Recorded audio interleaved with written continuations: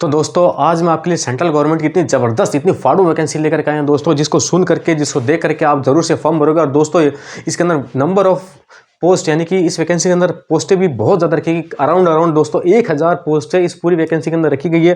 Category wise post details की भी बात करूंगा, आप बिल्कुल भी निराश नहीं होंगे। कैटेगरी वाइज पोस्ट डिटेल दोस्तों हर कैटेगरी के अंदर 200, 100, 200, 300 इतनी पोस्ट आपको मिलेंगी। ऑल इंडिया लेवल की पोस्ट है, ग्रुप सी की पोस्ट है, जिसकी सैलरी भी बहुत अच्छी खासी रहने वाली है। अराउंड 1 लाख रुपीज़ के आसपास इसकी आपकी स्टार्टिंग सैलरी रहने वाली है। ठीक है, तो ये वैकेंसी कब निकल रही है या निकल चुकी है, फॉर्म फिलिंग डेट कब से लेकर कब तक रहने वाली है, इसका एज फैक्टर क्या रहने वाला है, कैटेगरी वाइज पोस्ट डिटेल्स क्या रहने वाली है, फी इसकी क्या रहने वाली है, कैटेगरी वाइज फी इसकी क्या रहने वाली है, एग्जाम का पैटर्न क्या रहेगा, नेगेटिव मार्किंग है या नहीं, अगर नहीं है तो कोई बात नहीं, अगर है तो कितनी है, पेपर इसका कितने मॉड्यूल्स में कितने सेक्शंस में होगा, हर सेक्शन में नंबर ऑफ क्वेश्चंस कितने होंगे, हर सेक्शन में सिलेबस क्या होगा, हर सेक्शन का सब्जेक्ट क्या क्या होगा, हर सेक्शन का टाइम ड्यूरेशन क्या होगा, सिलेक्शन प्रोसीजर क्या होगा, मेरिट कैसे बनेगी, कितने गुना का पास किया जाएगा, क्या इसकी सैलरी रहेगी, सारी चीज़ें मैं आपको डेप्थ में डिटेल में बताने वाला हूँ। मिनिमम क्वालिफाइंग मार्क्स क्या रहने वाला है, नेगेटिव मार्किंग क्या रहने वाली है, सब कुछ आपको इन डेप्थ बताने वाला हूँ शॉर्ट वीडियो के अंदर। तो आप इसको पूरा देखिएगा, इस फास्ट देख लो चाहे, लेकिन देखना पूरा, चाहे और ज़्यादा फास्ट करो, वैसे तो मैं खुद ही फास्ट बोलता हूँ।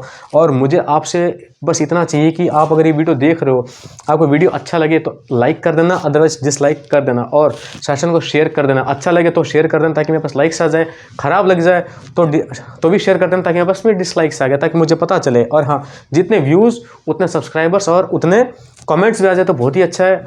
ठीक है, अदरवाइज उतने लाइक और डिसलाइक तो आ ही जाए, मैं लाइक और डिसलाइक काउंट कर लूँगा, पता चल जाएगा जितने व्यूज़ है उतने लाइक्स और डिसलाइक्स है कि नहीं है। तो इस वीडियो को पूरा देख लेना, इतना अच्छे से बताऊंगा दोस्तों कि आपको बाद में दोबारा कोई वीडियो नहीं देखना पड़ेगा, इवन आपको नोटिफिकेशन तक नहीं देखना पड़ेगा। ठीक है, चलो मैं वीडियो को स्टार्ट कर रहा हूँ दोस्तों। वैकेंसी जो है दोस्तों ये है IB की यानी कि इंटेलिजेंस ब्यूरो के अंदर ACIO यानी कि असिस्टेंट सेंट्रल इंटेलिजेंस ऑफिसर की वैकेंसी लेकर के आई हूँ आपके लिए। बहुत अच्छी पोस्ट है दोस्तों, ग्रुप सी की पोस्ट है। चलो मैं आपको इसको बोर्ड के ऊपर बताता हूँ, ठीक है ना। स्टार्ट करता हूँ। वैकेंसी का नाम है दोस्तों क्या, IB ACIO। IB मतलब इंटेलिजेंस ब्यूरो, ठीक है ना, और ACIO का मतलब हो गया असिस्टेंट सेंट्रल इंटेलिजेंस ऑफिसर, जो कि IB के अंदर है दोस्तों। ये ऑल इंडिया की पोस्ट है, ग्रुप सी की पोस्ट है। ठीक है, ये जो पोस्ट है दोस्तों ये ग्रुप सी के अंदर की रहने वाली है। इसमें जो आपकी जो सैलरी रहेगी दोस्तों, तो इसकी जो सैलरी रहेगी वो स्टार्टिंग सैलरी आपकी रहेगी अप्रोक्स 80,000 के आसपास इसकी आपकी स्टार्टिंग सैलरी रहने वाली है। ठीक है, और बाद में बढ़ करके 1.5 लाख, 2 लाख, 2.25 लाख, 2.5 लाख, 3 लाख तक आराम से जाएगी। ठीक है, इसके अंदर आपका जॉब रोल क्या रहेगा, किस तरह से आपके इसके अंदर जॉब करनी है, आपसे क्या काम इसमें करवाया जाएगा। ठीक है, क्योंकि खुफिया विभाग का काम है, इंटेलिजेंस ब्यूरो को पता है खुफिया विभाग का काम है, तो आपको इसमें कैसे कैसे काम करना है, अगर समय मिला तो इसी वीडियो में लास्ट में बता दूंगा शॉर्ट में, अदरवाइज इसका एक इन डिटेल वीडियो में बाद में प्रोवाइड करवा दूंगा। ठीक है, तो चलिए अब इस वैकेंसी की बात करता हूँ दोस्तों। तो इसके अंदर जो फॉर्म फिलिंग डेट है जो 25 नवंबर से 25 दिसंबर 25 नवंबर से 25 दिसंबर 2023 इसकी फॉर्म फिलिंग डेट है दोस्तों। आज 22 तारीख में रात को ये वीडियो बना रहा हूँ, शायद मैं इसको कल 23 तारीख को अपलोड करूँगा एडिटिंग करने के बाद में।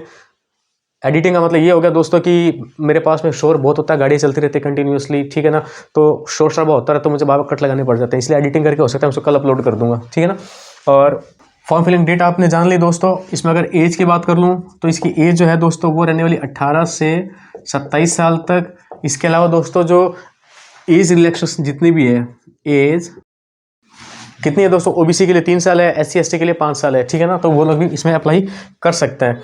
ठीक है, तो अब मैं अगर दोस्तों इसकी फ़ी की बात कर लूँ दोस्तों, तो इसकी जो फ़ी है वो जनरल वालों के लिए, OBC वालों के लिए और EWS वालों के लिए कितनी रहने वाली दोस्तों, वो रहने वाली है 550 रुपये। इसके अलावा SC ST और जितने भी फीमेल कैंडिडेट्स उन सभी के लिए फॉर्म फिलिंग फीस है दोस्तों वो है 450 रुपये। ठीक है, यानी कि 550 रुपये फॉर्म फिलिंग जो है फ़ी है वो है जनरल, OBC EWS वालों के लिए, और इसके अलावा SC ST और जितने भी फीमेल कैंडिडेट्स उन सभी के लिए 450 रुपये इसकी फॉर्म फिलिंग फ़ी है। इसकी पोस्टों की बात कर लूँ, कैटेगरी वाइज पोस्ट डिटेल्स की अगर बात कर लूँ मैं आपसे, तो दोस्तों कैटेगरी वाइज अगर पोस्टों की बात कर लूँ तो एक तो आ जाती है दोस्तों जनरल, एक आती है EWS, एक आ जाएगी OBC, एक आ जाएगी SC, एक आ जाएगी ST। ठीक है, तो EWS के अंदर दोस्तों देखो टोटल नंबर ऑफ वैकेंसी कितनी हो जाएगी, मैंने कितने बताया आपको, लगभग 1000 यानी कि 995 इसके अंदर टोटल वैकेंसीज हैं। जिसमें जनरल की अगर बात करूँ दोस्तों तो 372 जनरल की है, EWS की हो जाएगी 129 129, OBC की हो जाएगी दोस्तों 222, SC की हो जाएगी 134 और ST की हो जाएगी 133। सभी को ऐड करोगे तो कितना आ जाएगा 995 आ जाएगा। ठीक है, ये होगी इसकी कैटेगरी वाइज पोस्ट डिटेल्स पर चर्चा। ठीक है, अब इसके क्वालिफिकेशन की अगर मैं आपसे बात कर लूँ तो इसकी क्वालिफिकेशन कोई भी आपके पास बैचलर डिग्री यानी कि आपके ग्रेजुएशन चाहे किसी भी स्ट्रीम में हो, यानी कि कोई सी भी बैचलर डिग्री आपके पास किसी भी फील्ड में किसी भी स्ट्रीम के अंदर आपके पास ग्रेजुएशन की डिग्री होनी चाहिए बस, तो आप ये फॉर्म भरने के लिए एप्लीकेबल हो। ठीक है, क्लियर। अभी मैं आपसे इसके बारे में और चर्चा कर लेता हूं दोस्तों, क्या क्या कि इसका एग्जाम का पैटर्न क्या रहने वाला है, एग्जाम कब तक होने के चांसेस हैं, एग्जाम कितने फेज में होगा, कितने कितने नंबर के मार्क्स होंगे वगैरह वगैरह, जो मैंने आपको शुरू में बता दिया। ठीक है, तो मैं पहले इसको इरेज करता हूँ, आपसे स्क्रीनशॉट ले लो दोस्तों। और दोस्तों आपके लिए एक छोटा सा वीडियो बनाने के लिए मुझे कितनी मेहनत करनी पड़ती है दोस्तों। सबसे पहले मुझे इस चीज़ के बारे में पूरा रिसर्च करना पड़ता है। ठीक है, इन्फॉर्मेशन कलेक्ट करनी पड़ती है। इसके बाद में डिजिटल बोर्ड तो नहीं मेरे पास में, वाइट बोर्ड है, इसको इरेज करता हूँ, लिखता हूँ, वापस इरेज करूँगा, वापस कुछ लिखूँगा, फिर दोबारा इरेज करूँगा, दोबारा कुछ लिखूँगा। ठीक है, और इसके बाद में क्या शोर भी बहुत होता रहता है, बार बार कट लगाने पड़ते हैं, एडिटिंग होती है। तो बस मैं आपसे इतनी सी चाहत रखता हूँ कि आप इस वीडियो को ज़्यादा से ज़्यादा शेयर कर देना। जो लोग देख रहे हैं उसको शेयर कर देंगे, अच्छा लगे तो लाइक, अदरवाइज डिसलाइक, और कमेंट करोगे तो सोने पर सुहागा हो जाएगा मेरे लिए। ठीक है, चलिए मैं इसको इरेज कर रहा हूँ, ले लिया स्क्रीनशॉट, कर दूँ इरेज। ओके, तो दोस्तों अब अपन बात कर लेते हैं इसके एग्जाम के पैटर्न के बारे में। ठीक है, कि आपका सिलेक्शन प्रोसीजर क्या रहने वाली, सारी बात अपन जान लेते हैं दोस्तों। तो जो एग्जाम का पैटर्न है वो रहेगा दोस्तों आपका, इसमें जो एग्जाम होगा वो होगा आपका 3 स्टेजेस में होगा। ठीक है ना, 3 स्टेज में आपका एग्जाम होगा, यानी कि टायर 1, टायर 2, टायर 3 में आपका एग्जाम होगा दोस्तों। बीच बीच में मैं म्यूट हो जाता हूँ क्योंकि शोर बहुत होता है इसी वजह से। ठीक है ना, तो 3 फेज में आपका इसका एग्जाम होगा। अभी इन टायर्स के बारे में जान लेते हैं कि टायर 1 में कितने गुना को पास किया जाएगा, टायर 2 में कितने गुना को पास किया जाएगा, फिर टायर 2 कैसे होगा, टायर 1 कितने मार्क्स का है, कितने घंटे का है, कितने मिनट का है, क्या क्या सिलेबस है, टायर 2 में क्या क्या है, क्या सब्जेक्ट है, क्या सिलेबस, और फिर टायर 3 में क्या होगा। तो मैं आपको बता दूँ, टायर 1 जो है दोस्तों ये आपका MCQ बेस्ड होगा, टायर 2 जो होगा ये आपका डिस्क्रिप्टिव एग्जाम होगा, टायर 3 जो होगा दोस्तों ये होगा आपका क्या, इंटरव्यू। क्लियर यहाँ तक। नंबर ऑफ क्वेश्चन की बात करूँ या मैक्सिमम मार्क्स की अगर बात कर लूँ तो ये होगा दोस्तों 100 नंबर का टायर 1, टायर 2 होगा, ये तो पेपर पैटर्न बता दिया, ये मैं नंबर ऑफ क्वेश्चन की बात कर रहा हूँ। ठीक है ना, नंबर ऑफ क्वेश्चंस की बात कर रहा हूँ। टायर 1 होगा 100, या मैक्सिमम मार्क्स की बात कर रहा हूँ, सॉरी। ठीक है ना, मैक्सिमम मार्क्स की, वैसे एक ही बात है, क्यों, क्योंकि मैक्सिमम मार्क्स और नंबर ऑफ क्वेश्चन इक्वल रहने वाली है, यानी कि जितने क्वेश्चन हैं हर क्वेश्चन एक एक नंबर का, तो आप समझ गए होंगे। ठीक है, आगे की बात मैं क्या बताना चाह रहा हूँ कि 100 क्वेश्चन होंगे, प्रत्येक क्वेश्चन एक एक नंबर का होगा। ठीक है, यानी कि 100 नंबर का टायर 1 हो गया, फिर 50 नंबर का आपका टायर 2 हो जाएगा, और 100 नंबर का आपका टायर 3 हो जाएगा। टोटल कितना नंबर का एग्जाम हो गया आपका, ये सब मिला करके तो ये आपका एग्जाम होगा टोटल 250 मार्क्स का आपका एग्जाम हो गया। अभी सुनो कितने गुना को पास करेंगे दोस्तों, तो टायर 1 के अंदर जो टायर 2 के लिए जो पास करेंगे ये इसके अंदर 10 गुना को पास करेंगे, टायर 2 में टायर 3 के लिए 5 गुना को पास किया जाएगा। इसके बाद टायर 3 में तो सीधा सीधा जितने नंबर ऑफ पोस्ट है उतने लोगों को पास कर दिया जाएगा। अब बात करते हैं मेरिट कैसे बनेगी, इसकी फाइनल मेरिट जो है ना वो कैसे बनेगी। तो मैं आपको बता दूं, टायर 1 में टायर 2 में पहुंचने के लिए आपको टायर 1 तो क्लियर करना ही करना है। ठीक है, फिर टायर 2 से टायर 3 में जाने के लिए क्या होगा, टायर 3 के अंदर जो होगा इसमें टायर 1 और टायर 2 के मार्क्स मिला करके आपको पास होना है और इसके अंदर आना है। और बता दूं आपको, टायर 2 के अंदर पास होने के लिए आपको मिनिमम 33% लाने ही पड़ेंगे। इसका मतलब ये हुआ कि 50 नंबर का एग्जाम है तो आपको 50 में से लगभग 17 नंबर तो आपको लाने ही पड़ेंगे। 33% लगभग हो जाएगा, सभी कैटेगरीज के लिए मैंडेटरी रखा गया है। क्लियर है क्या। अगर मान लो जैसे इनको इससे यहाँ पर आने के लिए इनको 5 गुना चाहिए, जितने पोस्ट मान लो कि बाराउंड फिगर मान लो कि 1000 पोस्ट हैं तो 5000 जने चाहिए इनको। मान लो कि 2000 जने पास होते हैं, 2000 को पास करें। मान लो टोटली 700 जने पास होते हैं, 800 जने पास होते हैं, 500 जने पास होते हैं, उतना को ही पास करेंगे। यानी कि ये लोग कट ऑफ के साथ में कोई खिलवाड़ नहीं करेंगे। 33% चाहिए तो चाहिए। क्लियर है क्या। आगे चलते हैं और बता दूं आपको फाइनल मेरिट किस हिसाब से बनेगी। तो दोस्तों जो फाइनल मेरिट आपकी बनेगी उसके लिए टायर 1, टायर 2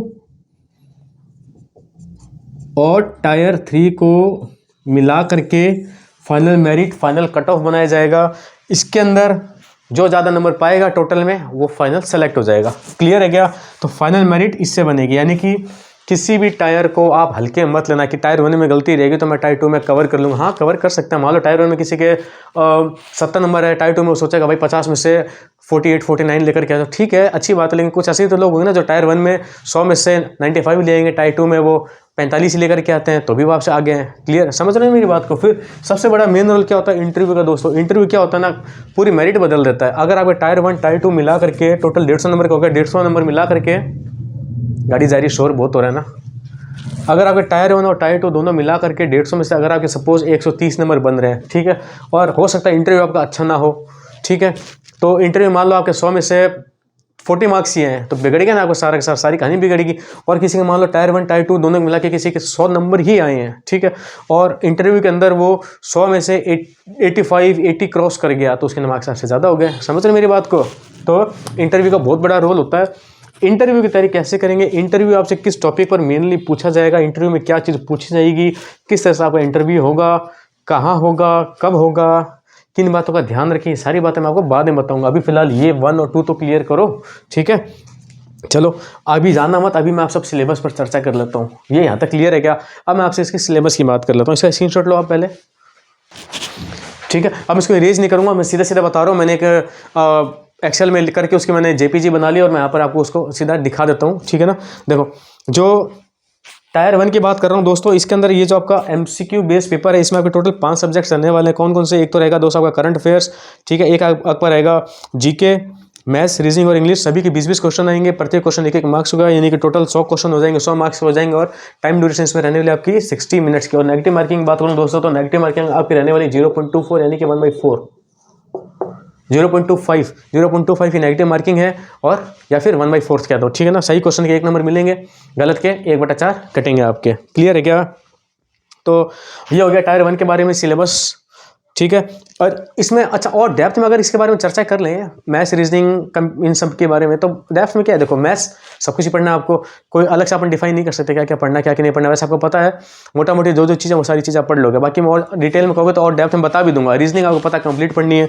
करंट अफेयर्स में कोई अंतर नहीं है, कहीं से भी कुछ भी आ सकता है, ठीक है।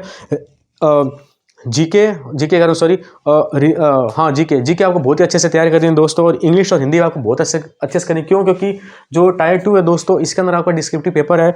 इसमें आपसे जो पूछा जाएगा दोस्तों 50 नंबर का होगा। कैसे होगा ये 50 नंबर, कैसे डिवाइडेड है दोस्तों? ये 50 नंबर डिवाइड है 30 + 20। यहाँ लिख देता हूँ। जो 30 जो है दोस्तों, वो 30 पर तो रहेगी दोस्तों ऐसे राइटिंग, आपके पास में ऐसे राइटिंग आ जाएगी दोस्तों 30 मार्क्स की। इसके अलावा जो 20 मार्क्स की आ जाएगी दोस्तों, वो आ जाएगा आपके पास में इंग्लिश कॉम्प्रिहेंशन, इंग्लिश, ठीक है। तो 30 नंबर का तो ऐसे राइटिंग आ जाएगा, 20 नंबर का आपको इंग्लिश कॉम्प्रिहेंशन आ जाएगी, ठीक है ना। तो ये हो गया आपके टायर 2 के बारे में भी चर्चा होगी। टायर 1 के बारे में सब कुछ बता दिया, टायर 2 के बारे में बता दिया, यानी कि इसके अंदर आप अपनी इंग्लिश और हिंदी बहुत ही अच्छी रखना, ठीक है। क्लियर है क्या? टायर 3 के अंदर दोस्तों जब आप इंटरव्यू में पहुंचोगे, तो इंटरव्यू में आपसे जो भी चीज़ें पूछा जाएगा, तो आपको पता ही लगभग इंटरव्यू में क्या चीज़ें पूछी जाती है, लेकिन फिर भी मेनली किन विषयों पर इस पर ज़्यादा बात करी जाएगी। क्योंकि आप जिस लेवल पर जा रहे हो, जिस लेवल का आप एग्जाम दे रहे हो, जहाँ पर आप खुफिया विभाग में आप जॉब करना चाह रहे हो, उसके बारे में बहुत सारी चीज़ आपको पता होनी चाहिए। तो क्या पता रखना चाहिए आपको, कैसे कैसे क्या क्या करना आपको, इंटरव्यू के बारे में अपन बाद में चर्चा कर लेंगे, ठीक है। सैलरी मैंने आपको इसकी बता दी, मेरिट बनेगी 250 में से, ठीक है। 3 स्टेज में पेपर होंगे, टायर 1, टायर 2, टायर 3। 1 होगा 100 मार्क्स का, 2 होगा 50 का, 3 होगा 100 का। और इसके अंदर मिनिमम पासिंग मार्क्स बता दिया आपको 33%, नंबर ऑफ पोस्ट बता दी, कैटेगरी वाइज एज बता दिया, फी बता दी, कैटेगरी वाइज पोस्ट का नाम बता दिया, सब कुछ मैंने आपको बता दिया, कुछ छोड़ा नहीं मेरे ख्याल से। फिर भी अगर कुछ रह गया होगा, कितने गुणों का पास करेंगे ये भी बता दिया मैंने आपको। कुछ रह गया होगा तो आप मुझे कमेंट कर देना दोस्तों। मेरी अगर ये आपको मेहनत अच्छी लग रही है, ज़रा सी भी अच्छी लग रही है, तो बस मुझे आप ज़रा सा सपोर्ट करो। ज़रा सा सपोर्ट का काम बस इतना ही, अच्छा लग रहा है, आपने एक व्यू दिया मेरे को अपना, तो एक लाइक या एक डिसलाइक दे देना, ठीक है। और एक शेयर भी दे देना, और सोने पे सुहागा हो जाएगा अगर आप एक कमेंट भी मेरे को आप दे दोगे, चाहे कुछ भी कमेंट दे देना आप मेरे को, ठीक है। तो ज़्यादा कुछ नहीं कहूँगा, आपको पता है, ठीक है। तो और कुछ रह गया होगा तो आप मुझे कमेंट कर देना, कॉल कर लेना, मैसेज कर देना, जो आपको सही लगे आप कर लेना, ठीक है। मिलता हूँ अगले वीडियो में। और हाँ, 1 मिनट, इससे पहले एक वीडियो दोस्तों DSSB की वैकेंसी पर एक अच्छा से वीडियो बना चुका हूँ। उसमें भी दोस्तों इसी तरह से मेरा इन्फॉर्मेशन देने का मेथड यही होता है कि मैं आपको सारी चीज़ें अच्छे से एक बार में बता दूं कि आपको दोबारा कहीं और भागना नहीं पड़े, ठीक है ना। तो इसके बारे में अच्छे से बता चुका हूँ, क्या है क्या नहीं है, सेंट्रल गवर्नमेंट की पोस्ट है, इसकी सैलरी वगैरह सब कुछ बता चुका हूँ। सेम इन्हीं पैटर्न को मैंने फॉलो किया, तो आप चाहो तो ये वीडियो देख लेना। इसका लिंक आपको मेरे डिस्क्रिप्शन बॉक्स में मिल जाएगा। चलता हूँ, बाय बाय।